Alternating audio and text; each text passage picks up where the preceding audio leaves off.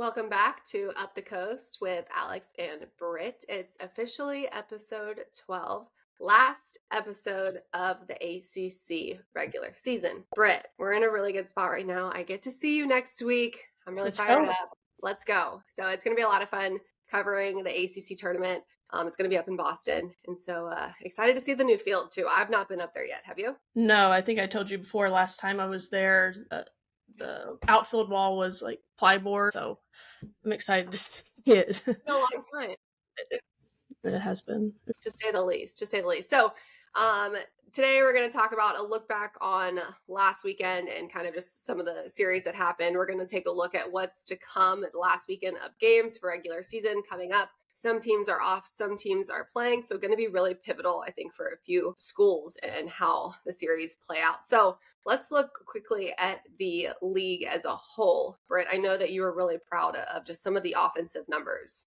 I found this because we're going to talk about our picks for player of the year, pitcher of the year, and all that at the end. And it's been an offensive driven league, and I wanted to put some numbers behind it. As a league, they're hitting 308, 800 home runs, 499 slug percentage, 393 on base percentage, and have scored 4,346 runs as a league as a whole. That's a lot of offense and really hard to be a pitcher. So I feel bad for the pitchers out there. And I feel like this is kind of a trend across the nation, but putting some numbers behind it, 800 home runs, and we're not even done with the season yet, not even including postseason. That's a lot. That's a lot. It sounds like a shit ton. So, I mean, the hitters are hitting. So that's all I know. That's what I love to see. Britt, I know you're the same. I know you were a catcher. So you do give your pitchers a little love. I do.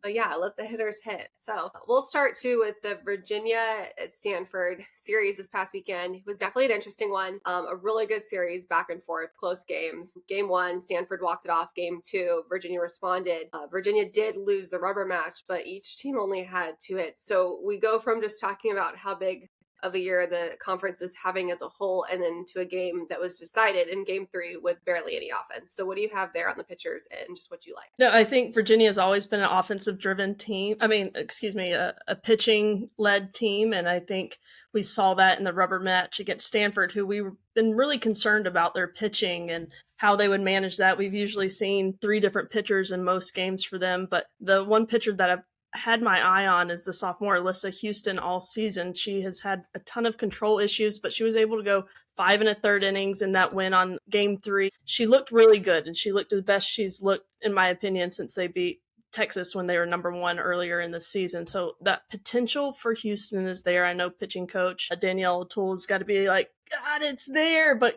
got to throw strikes. But she threw strikes in that rubber match and kept Virginia, who hits the ball really well this year, to just 2 hits, and Virginia keeping Stanford, who we know is freaking crushing the ball, to 2 hits. So I really liked that game. It was just Stanford got the timely hits with runners on, and Virginia didn't. Yeah, when it matters most. And I'm not I don't claim to be a numbers guru, but I like to do some simple math when I can. And even calling other games in other conferences all season long, this last week and a half specifically, I was watching trends in the games that I was calling, and it was free passes and hit by pitches. So anything that was, given without being earned their way on base, it was between 40 and 55% of those base runners that were getting on with a free pass of literally just a walk or a hit by pitch were coming in to score. And so I think typically, I think the Major League Baseball average is in the 30s somewhere, but right now trending higher because the hitters are hitting. So you really just got to take care of business and get the outs when it matters most. So yeah, the walks, that's been a key all year, but even it's going to get emphasized more as we move into postseason. So yeah, that's an incredible stat.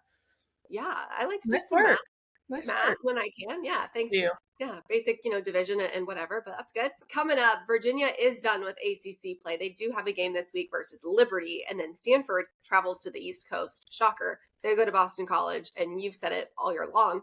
Teams are not historically and consistently traveling well coast to coast. So. Yeah, I don't know when they're leaving. I think Virginia Tech went to Cal last weekend, and they left on a Tuesday, gave them some cushion. We saw Florida State do it right, left on a Tuesday, played a midweek, but that's a long trip for Stanford, Boston College, but at least they get to stay in Boston for the ACC tournament coming up, so at least they'll be in one spot. So we'll see how that goes. They can't afford to drop any games there. Yeah, and then I think that'll be really interesting as well, because like you said, them going for the weekend is one thing, but then they're staying for the tournament itself, and it's going to be beneficial to get used and acclimated to the time zone But also, it's going to be a long road trip. So trying to kind of like manage that on the road as a coach can sometimes be hard because, again, we're dealing with young women, young adults. And so kind of like coaching them through those moments too. But Just postseason to add thought, on that, Alex, one thing yeah. is I hadn't thought about it until you just said it is they're new to the conference, right? So they're playing BC at BC where the ACC championship's going to be in the same week or back to back. So they're going to get not just adjusted to the time zone, but the field too. So they're going to have that kind of home field advantage because they just played there. So I think that'll be beneficial with them moving forward too. Yeah, super exciting. And I couldn't agree more. Postseason thoughts on these two teams right now, Stanford, Virginia. I think they're both in. They're clearly both in the tournament. Stanford is on the bubble to host. Excuse me, on the bubble to be a top 16 seed, which you would assume is a host, but they can't host. They did not put a bid in. I think since they're playing in the football stadium, the school's like, all right, we need the football stadium back for whatever reason. So they did not put in that bid to host, so they cannot host. So I don't imagine them getting a 16 seed and then getting sent on the road somewhere. I'd say they're probably going to be below a 16 seed, but they're in. Virginia also in. Great body of work this year. I don't see them as a top 16 seed hosting, but I could see them if we're going that 400-mile radius where they can drive, that the selection committee likes to do. They could go to South Carolina, which I really like that matchup there for them, or go back to Tennessee, where they played really well last year in regionals, or obviously they could be shipped out somewhere else. But they're both in. They're both in. Yeah, and I definitely agree with all of what you just said. I do think it's interesting they didn't put in the bid to host. We saw that a couple years ago with Duke. I think like in 2021, they hadn't put in a bid to host. And so they were, I believe, actually at that point named a top national seed, a top 16 seed, but they actually had to travel to Georgia, if I remember correctly. And so just interesting. But yeah. And that was also because Duke at the time was such a new program. I don't know for a lot of reasons if they didn't put in the host, It could right? be a facility thing for them at that point, right? I remember when I played, and they would send people all over the place. My wife Taryn, when she was at Arizona, they were a top 8 seed, I believe, and got sent to Hofstra. I remember when I was at Carolina, we weren't the top seed, but Georgia came to us. So that used to happen all the time. Not so much anymore. I think it's more of a facility issue this time for Stanford. That's fun. I do think Florida State went to UCLA one time as well. If I Really? remember correctly. Yeah, it was like before I played there, but just like, what? That doesn't make sense. Whatever. So, okay, let's go on to Clemson at Georgia Tech. This one's another one. Clemson sweeps. We feel like Clemson might be right now the hottest and best team in the ACC. I think the way they're playing is unbelievable. And if you would have told me back in February when we were watching them in Clearwater and I just have that one play in my head when they were lost on a 1st and 3rd situation after ball got hit to the infield or to the outfield and nobody knew what to do. Everybody's looking around and just looked completely lost. That is not the team that we see now. And I never would have thought we would see what we're seeing now from them, but good on them. Young team, not much expectation. Everybody had written them off and they were like, you know what, screw you. You know what, we're going to worry about ourselves and take care of business. And they absolutely have. I'm really proud of that team. Yeah, definitely playing with, I think, a chip on their shoulder as well with everything they're doing. Like you said, the identity piece was crucial and it has been a game changer for them. So it's been a lot of fun, but there's definitely a couple of names that will be household names by the end of the next couple of weeks if they're not already. It is worth noting that Clemson scored into 33 runs and only gave up 4 in that series with Georgia Tech. So really big stuff. But Macy Cintron, Brooke McCubbin, I mean, they're a great addition, an asset for this Tiger team. Yeah, Macy Cintron. I'm going to try and find the clip of me talking about her preseason when we talked because I just had this feeling about this two-way player not getting a ton of pitching, but more and more this year, which I think is intentional by John Rittman and getting her adjusted to this level of play has come up huge. I mean, she hit 500 on the weekend and she 3 home runs, a double, 7 on the week, including the leadoff walk that came around to score against number 1 Tennessee earlier this week. Let's not forget about that. And then she's just been amazing. And you mentioned Brooke McCubbin on the total opposite end of the spectrum, who has had to pitch behind Millie Thompson, Valerie Cagle, Reagan Spencer for her entire year. And then Rittman brings in Reese Basinger as a transfer pitcher, and it hasn't disturbed her. I remember talking to Rittman last year that she just continues to work, continues to put in the effort, the work, has a great attitude, knows her role, accepts it, but is always trying to get better. And she's starting, it's paying off for her. And I love that for her. I love those kind of stories. She was the ACC Pitcher of the Week. And Clemson needed some pitching help and they got it. And McCubbin's always been that stabilizer for that team. And everybody needs a stabilizer in the circle. Yeah, it's been a lot of fun, but like you're saying, just kind of staying committed to the process, like really investing in your team and your career, because you never know when your number is going to be called. And when it is called, by God, you want to be ready. And I think it's just like the epitome of a situation playing out like that. So you love to see these athletes like staying the course, not giving up, and then finally shining when it's their time. Yeah, she could have transferred easily knowing that she's 1 year behind Valerie, Millie, and Reagan. But no, she didn't. She put in the work. And even with the transfer number 1 coming in, no, she's here for the team. I love that. Yeah, good stuff. Now, both of these teams are done for the regular season. They will not be playing this weekend. But Georgia Tech, unfortunately, has lost a couple of games. I think they're about 5 or so games behind. They had a couple random, like, early season games canceled. I think due to weather, if I remember correctly, it was like St. Mary's was one, and there was another one. And then, of course, yeah. Sorry, go ahead. Oh no, I was like, do you remember? Because I can't remember. They got pushed to a doubleheader. I was thinking of it being canceled. Okay, and then of course the 3-game series against Florida State that was supposed to be played in Tallahassee a couple weeks ago got canceled given the events that occurred on campus. So both teams, Florida State and Georgia Tech, lost that 3-game series. Now it is interesting, and I'll let you dive into it if you want to do it now or if you want to do it a little bit later with the Virginia Tech stuff. But like Clemson is sitting at the top of the conference, or I guess like top 3 slots right now, and it could be that they end their season in the top slot depending on what Virginia Tech does this weekend with Florida State, and we'll get into that in a few minutes. So if you want to focus on Clemson, I mean, let's get into it. We're here. Let's get into it. They have the most wins in the ACC right now. They are sitting at 10-5. Florida State in first place at 16-2. Virginia Tech second place at 17-4. Florida State losing those 3 games from that tragedy. That's why they don't have as many wins, but they go by win percentage. So Clemson is third in win percentage. But if Virginia Tech this weekend is able to take 2 games from Florida State, then they would be tied for first place. And the freaking decision-making, tie-breaking for the ACC is one of the most complicated things. So kind of got into it a little bit. They first go by win percentage. Then they go by common ACC opponents, which the only common ACC opponents they played, they both swept NC State. Then Virginia Tech swept Cal, where Clemson dropped one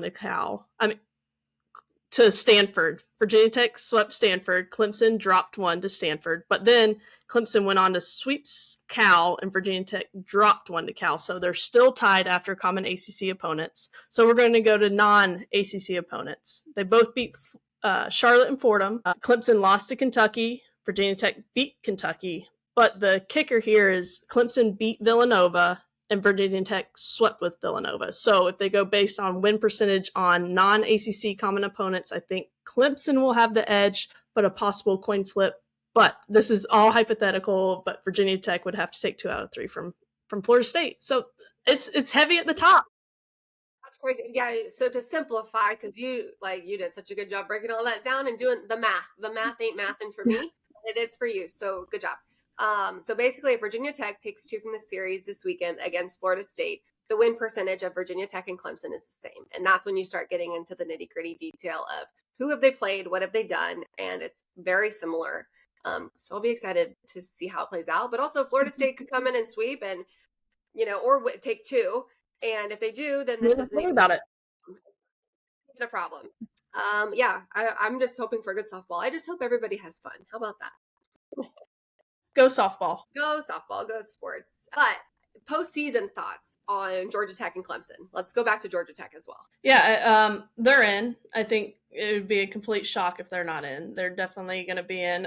Probably a 3 seed. Driving distance, they could go to Bama, South Carolina, Tennessee, or Gainesville, which would all be very difficult regions for them. Or always could be shipped out, but they're in. I think Clemson, on the other hand, has definitely played themselves into a top 16 seed late in the season. I could see Auburn going to their region. I could see Georgia being a drivable distance going to their region, and then as like a 3 seed drivable, University of North Florida, who's having a good season going there. I think they'll take care of it. Something like that. Where's Charlotte at right now? Charlotte is probably not going to make the postseason. They would. They have been in the past, but I don't think they will this year. New coach, basically new team. So I think if either Auburn or Georgia go to Clemson, they're good. I think they match up well with them. So they're in, and they're going to be a top 16.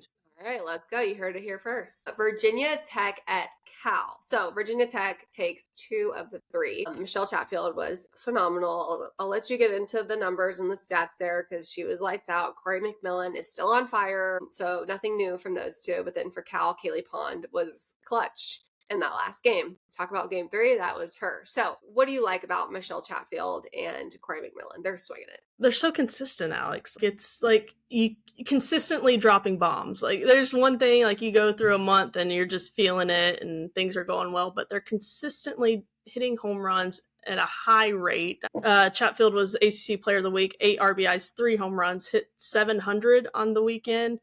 Corey McMillan, she's got 25 home runs on the season. He's the lead, like an incredible leadoff. Like you think maybe somebody with speed or slapping at leadoff, not anymore. It's really kind of changed to who's going to get on base, who can hit bombs. You put your best hitter at your leadoff, give him most at bats, and I'd put Corey McMillan against any other leadoff in the country. So really like what they're doing in the box, and Virginia Tech's always had the power, no different this year. Yeah, I agree. Really good stuff. And then you mentioned earlier with just like the timely hitting and stuff, and that's what Cal had in that game 3 with the home run by Kaylee Pond, the 3-run blast, and that was a difference maker. I think their final score was 4-0, but of course the 3-run home run set them up nicely. So we already started to talk about it, but coming up, Florida State, Virginia Tech play this weekend. I think it's the biggest ACC series of the year across the conference. You got 2 teams that are great programs, have been great programs for several years now, sitting in those top couple of spots, but literally the end of this conference regular season is going to boil down to what happens this weekend, which I think is so much fun and also like,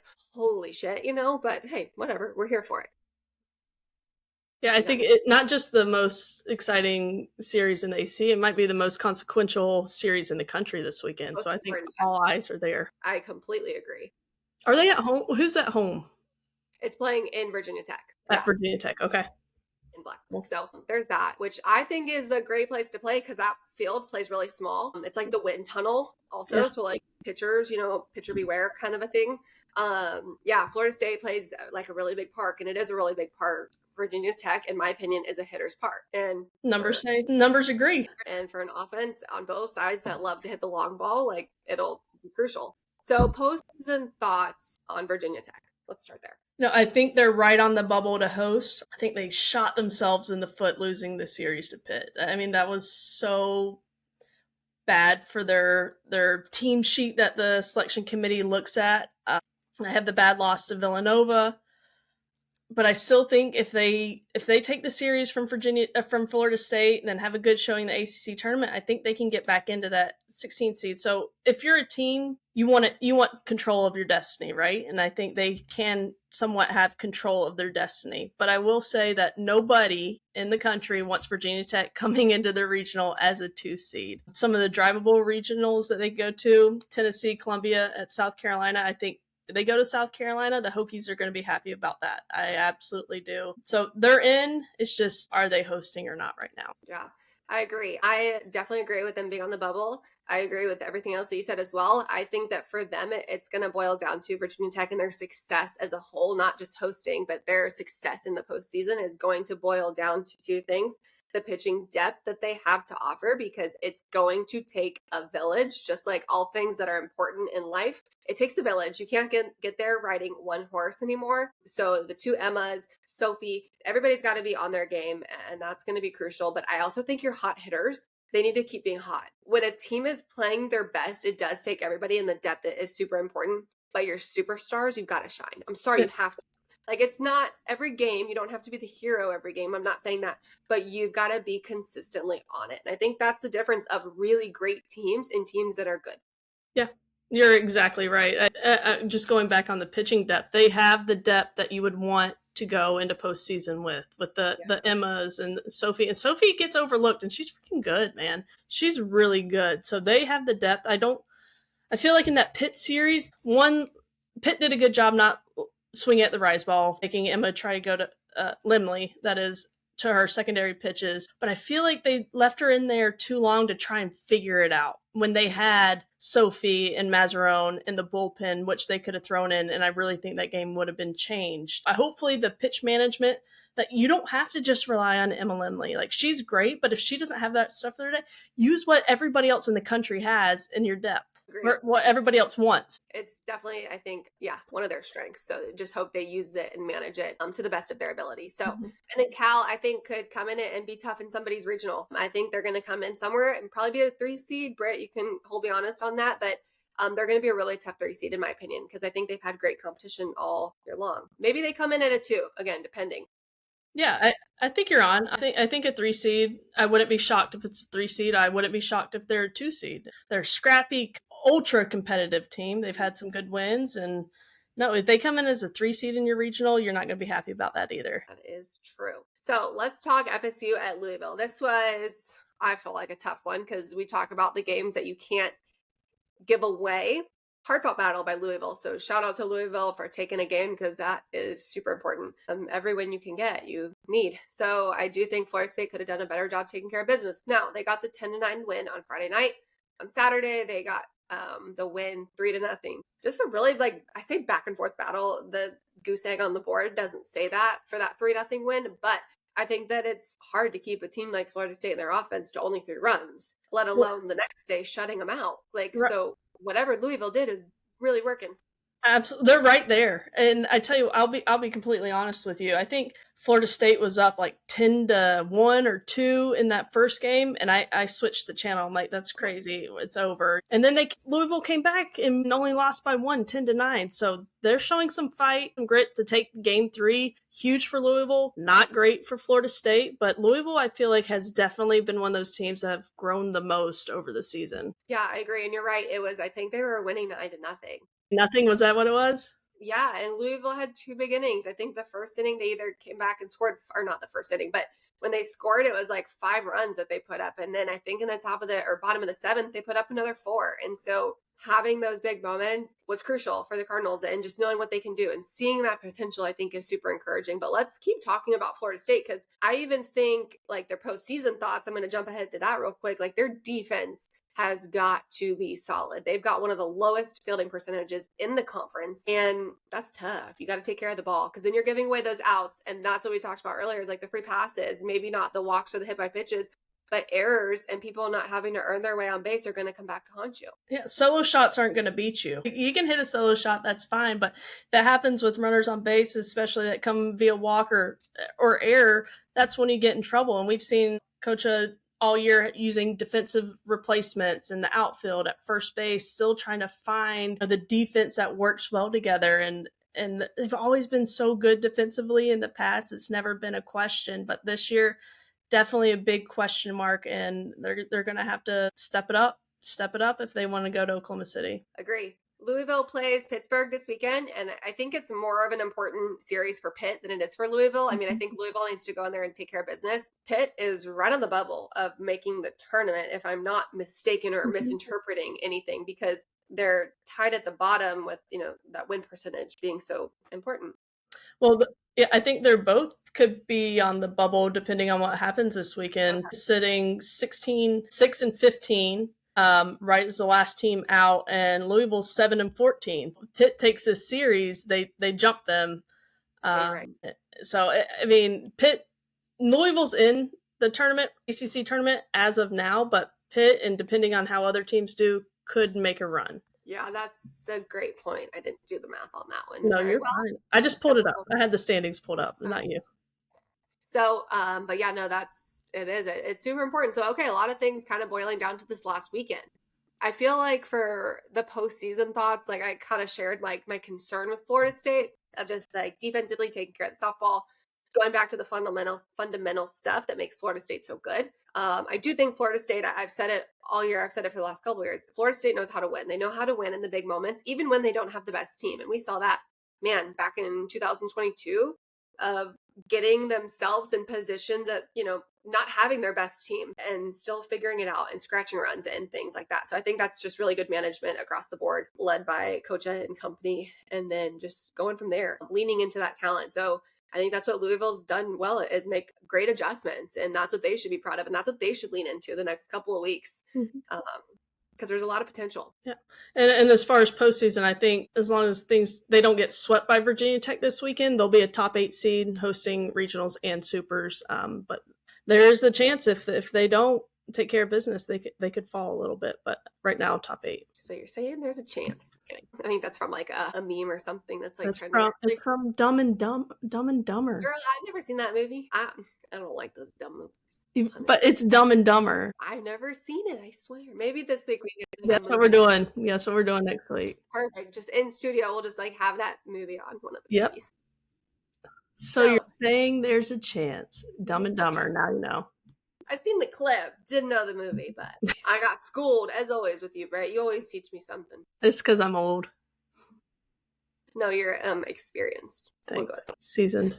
Yeah, seasoned. That's a nice word. Okay, well, let's talk about your Tar Heels and Notre Dame. UNC swept Notre Dame, and I think it's interesting only because Notre Dame had kind of like taken games from some people throughout the season, and I do think it was interesting just to see how the series played out. So like UNC goes in and wins big in game 1, and then like just, pushing wins across, hardly scratching and fighting their way through. They won game 2, 2-1, game 3, 3-1. So not like the storyline of game 1 with the run rule. But what about your Tar Heels? I don't know. What do you got? I think the biggest takeaway for me for Carolina this past weekend is they had a couple pitchers, Kenneray Dark and Britton Rogers, throw complete games, which has been their Achilles heel all year is their pitching. Like Kenneray Dark's gone the distance a lot, but having Britton Rogers show that she can go the distance against a quality team that's been able to take the series against Virginia and have some other good wins in the ACC, to have those pitchers go the difference. And then Kat Rodriguez tying the ACC RBI record from your teammate that set it back in 15, Maddie O'Brien, is that right? So that's huge. 83 RBIs. Let's go. That's incredible. So I think my biggest takeaway for Carolina is that their pitching showed they had some stamina and could go the distance from not just Kenneray Dark, but Britton Rogers stepping up as well. Yeah, and I think that we've seen those like glimpses of brilliance in the circle. Like Kenneray Dark, like I feel like she's an absolute animal, but it's nice to be supported by other pitchers on staff that have great potential. It's nice to, have people to lean on so you don't feel like you're carrying the load. And so good things ahead. And I think that those couple have really impressed me. Obviously the offense has too, but I'll get into that in a little bit. I'm not even going to touch on that now, but the UNC hitters, I mean, they're legit. They're lights out. So I just think they need to like put it all together a little bit better. Kind of like you're saying, I feel like looking at their schedule, they have not had any like impressive wins. And I think that's what I'm most disappointed in because I see all this potential, but I'm like, man, we got to play the good teams a little bit better. Obviously, a lot of newness going on with Coach Smith-Lyon and things like that, but got to start somewhere. So yeah, their strength of schedule is not great, and let's see if I can find it real quick. It's not a good look for them to have the 144th non-conference strength of schedule at all, but they don't have bad losses, which is always a good thing. So they're taking care of business when they're supposed to. So I think they'll be in the postseason, even if some people say they're last 4 in. I think they definitely have deserved a spot in the postseason. Yeah, I definitely agree with that. And then let's go, while we're in just kind of speaking the Carolinas, let's go to Duke, NC State. Duke took 2 of 3, which, yes, we said that correctly, 2 of 3. Duke did not sweep NC State, which I think that was crazy, only because, again, you see this Duke team that is absolutely just, unfortunately, but fortunately, because they're learning now, riding the wave. They're riding the wave that is the gauntlet of season. And I say that, which you would think they would know, but they were so good last year. And I feel like there was not a whole lot of obstacles and hurdles last year other than maybe like the not getting that national seed. But things like really worked out for them last year. And so they figured it out. But this year really going through that adversity, which we all know adversity builds character, whether we like it or not. Yeah, I think it's kind of shocking that they dropped a game to NC State and then had to win one in extra innings. I think we're seeing what's going on in the circle with Danny Drugmuller throwing all but 2/3 of an inning. She threw 20 1/3 innings. And Cassidy Curd, I've heard that she's dealing with injury, but she came in the bottom of the 4th in game 2, gave up 4 hits, 3 earned runs, and then Danny had to come back in the 5th inning. So that's not a recipe for success in postseason, but I still think they'll be a top 16th seed, but maybe this long break, not playing this weekend, and then going into the ACC Tournament championship next week is going to get a Cassidy the rest she needs and get healthy if that's what's going on. But props to Danny, man, going against the same team, throwing nearly 3 complete games, 20 and a third innings against the same hitters, and have proven to be good hitters at NC State. Props to you for taking on the load, man. Yep. I do think it's going to be super important for Duke and Cassidy Curd. Like, whatever it is she's going through, you hope it's not injury and you hope it's not too serious. But she's super important to that team. And yes, good. She's so good. And Danny Drugmuller is doing a fantastic job. But like we said, we can't only ride one horse through the season, or through postseason, I should say, because the teams are just too good. So really hope that kind of gets worked out. Yeah. The break will be nice for a couple of these, I think. And I think the reason they'll get a top 16 seed is because they have the number 1 non-conference strength of schedule. So they've been put through the ringer. And if you think back to February, March, when they went out to Mary Nutter and take care of business, beat UCLA, they've beaten Florida on the year. So they have the non-con strength of schedule. Is being number 1 is going to give them that national seed, which they deserve. So are we saying there's going to be 3 or 4 teams as national seeds between Florida State, Clemson, Duke, and Virginia Tech? I think definitely 3 with Florida State, Clemson, and Duke, and Virginia Tech, depending on what they do, we could have 4. All right. And 9 overall, which would be a new record. Definitely think we're getting 9. Yeah, I definitely agree with the 9. For a while, I was like, oh, are we going to get 10? Not sure if we're there. I think we'll see how it plays out. But the 9 would break the record for the ACC in postseason, which was previously set in 2015 with 7 teams. All right, let's... What? Good additions, huh? At least for ACC softball. So let's go through, and you can give as much or as little detail as you want, but awards. Let's just take our shot. This is our shot, our stab at conference awards. You want to go first? Yeah, but I'm going to give these. I know a lot of people do these things based on how people will vote, which is fair, or selection committees, how they think, and from years past. I think I went with this based on more of my feeling, right? I'm not sure how you went with it, but that's how I went with it. And we look back to last year, Claire Davidson, Jayla Wright, and Jason E. Beecham were all unanimously voted player, pitcher, and freshman of the year. Mina Vega was the only one that wasn't unanimously voted for defensive player of the year, but I don't think we'll see any unanimous players of the year this year, just because of how good everybody is. So with that being said, it was tough for me. For player of the year, I narrowed it down to Michelle Chatfield, Maddie Moore, and Kat Rodriguez, and ultimately went with Kat Rodriguez as my player of the year. I think she's been the ACC player of the week 4 times, and that's never been done before. She's tied the ACC RBI record. She's very similar in conference numbers, but then I look for a tiebreaker for me between her, Maddie, and Michelle. I went out of overall numbers, and she's batting .464 with the 83 RBIs. She's 5th on base percentage. I mean, she's top 10 or top 5 in basically every category. So I think Kat Rodriguez is my player of the year. What about you? Yeah, I definitely agree. I think all are phenomenal players and have done really great things this year, setting program records and just kind of etching that name in there. But I do agree Kat Rodriguez is the forerunner for me for player of the year for the ACC. And I based all of mine that we'll talk about in a minute is I looked at ACC conference numbers. And then if there was a couple people that were like super close, in my opinion, yeah, I look at their body of work for this season. But you have like a conference player of the year is a conference performer. Right. They have to perform well in those conference games. So that's how I narrowed mine down for the next couple that we'll talk about. Yeah. The next one for me, pitcher of the year, was just as tough, which is a good thing, right? We got to remember this is a good thing. And this may be surprising to some, maybe not all, but I'm going with Eden Bigham as my conference pitcher of the year. She is 6th in conference only. She is 6th in ERA, 3rd in opponent batting average, 8th innings pitched, 5th in strikeouts, 5th in wins. And the wins are in conference ahead of Basinger, just behind, ahead of Limley. She's ahead of Basinger and K's, just below Limley, but innings pitched, she has that. Opponent batting average, she has that. ERA, she has that. Neither Limley or Basinger ahead of her in conference only ERA. So I'm giving it to Eden Bigham. All right. I know you've been higher on Bigham for a while now, a couple Yeah. years. So I put for my ACC Pitcher of the Year, I chose Reese Basinger, and she's at Clemson. I just think she is like split between staff for sure, but like she's wearing the load.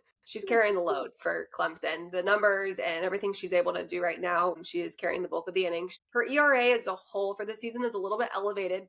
And that's where I think it's tough because you look at people and their star power right now. The Emma Lemley is like, she's, a fantastic player. And I think if you think of ACC softball and pitching, you think of Emma Lemley. Now, I think How do you not?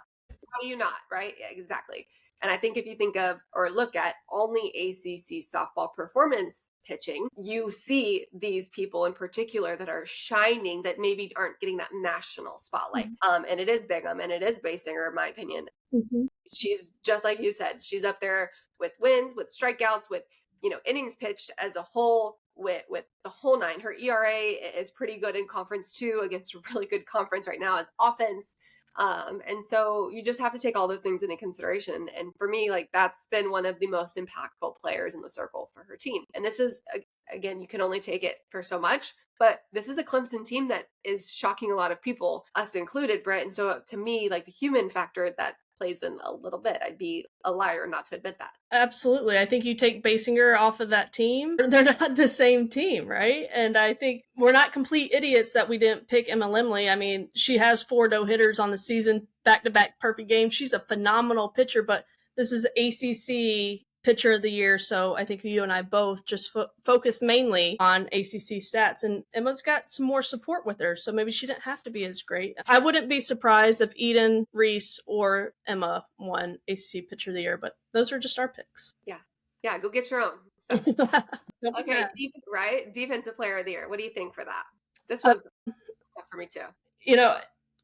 It's for me, I went with a catcher because I don't think they get enough love what they do. I went with Sydney Hargrove from Virginia. She started all but 11 games behind the plate. She has the best caught stealing ratio. She's caught 10 out of 19 would-be runners, which only having 19 people try and steal on you tells me that, hey, you've got the reputation, you're going to throw them out. And she's thrown out 10 of them, which is a great percentage. And she's only made 1 error behind the plate. And managing a great pitching staff, I think, also goes into that. So for me, Sydney Hargrove is my Defensive Player of the Year. Right, that's a good one. I chose Jada Baker from Duke for my Defensive Player of the Year. I think just your ability to pivot and change positions in the middle of your career is super impressive. I think she's done a great job. She was somebody that was playing middle infield last year and then makes the transition to the corner. It has been lights out. Minimal errors. I think we looked earlier, it was like 1, maybe. Either way, it was less than, I can count on one hand.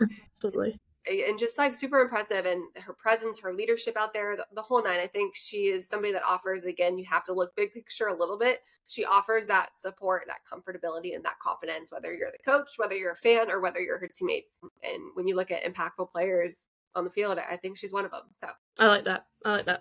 Reward. I mean, going from shortstop to first base, you're a first baseman. How would you feel about going to shortstop? Yeah, no. No, but I will. And maybe I'm biased, but I think first base is harder than people think it is too. There's a technique, there's a timing, there's a lot of things that go into it.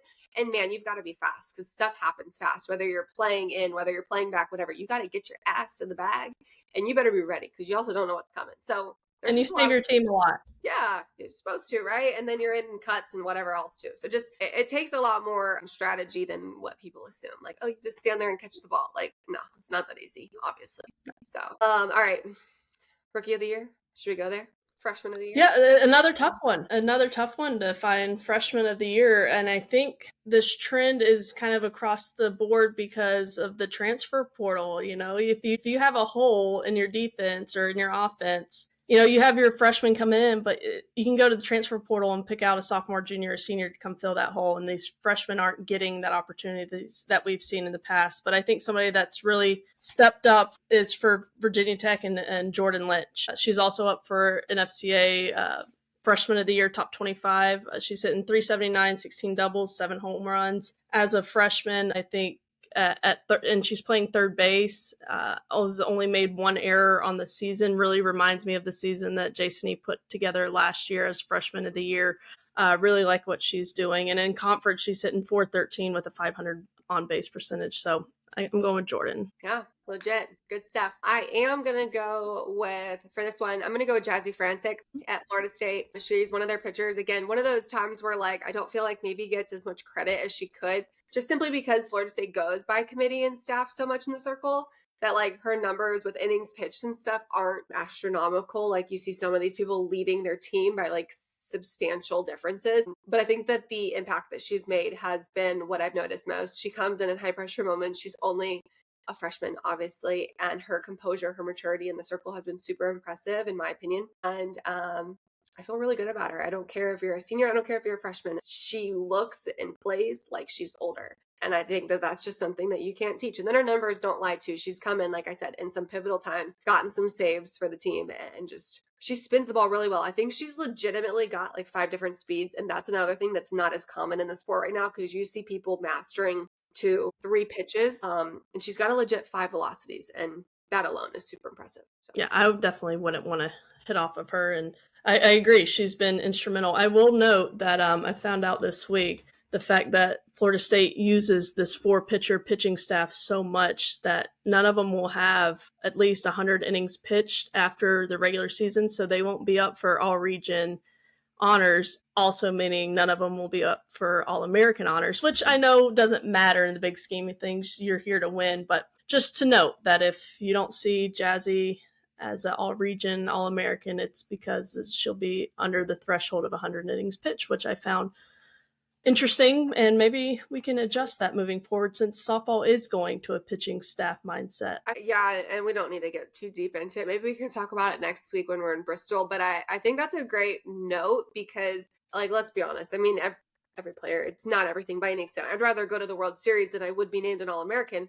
But being named an All-American is one of the things that I'm most proud of in my career because you work your ass off for something like that. You know, I think that the threshold should change because I think that a team like Florida State, and I think a team like several others, I'd have to look at stats, but when I called the Florida State game, they were the only 2 teams in the top 10 that had 4 pitchers that were throwing at that point in the season about 50 innings or so equally. Everybody else has like 1 or 2 horses that get the bulk of their innings. They don't have a legit 3 and 4 pitcher that they can lean on. Florida at the time had that. So I don't think they should be penalized. And I think that for teams like that, that's how they're going to make their way successfully through a postseason. So you're telling me that they're going to be penalized because they're making it to the World Series potentially, and I'm just using them as easy examples, but they're not going to get individual player awards? Like, that's stupid as hell. So yeah, I think the game's evolving, and it takes some time for things to catch up. So hopefully, they'll get on it.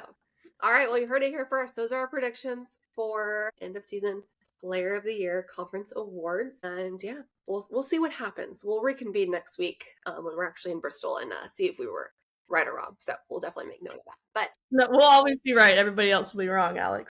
That's it. Yeah. So really good stuff this week. Definitely excited for the last week of regular season. Man, I don't know about you, Britt. I feel like time has flown. It felt like I was like running this marathon the last couple of months, I think.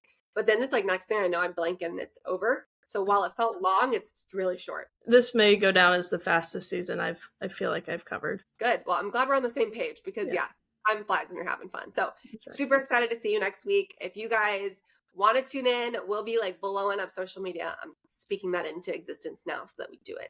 You on it. And we'll be having a ball, quite literally, up in Bristol. So the first 2 days of the tournament will be at the ESPN campus, and we'll be covering from the studio. And then the last 2 days of the tournament, we will be on site at Boston College with our fantastic host, Taylor Tannenbaum.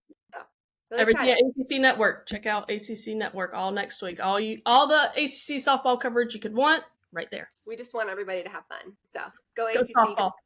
Go softball.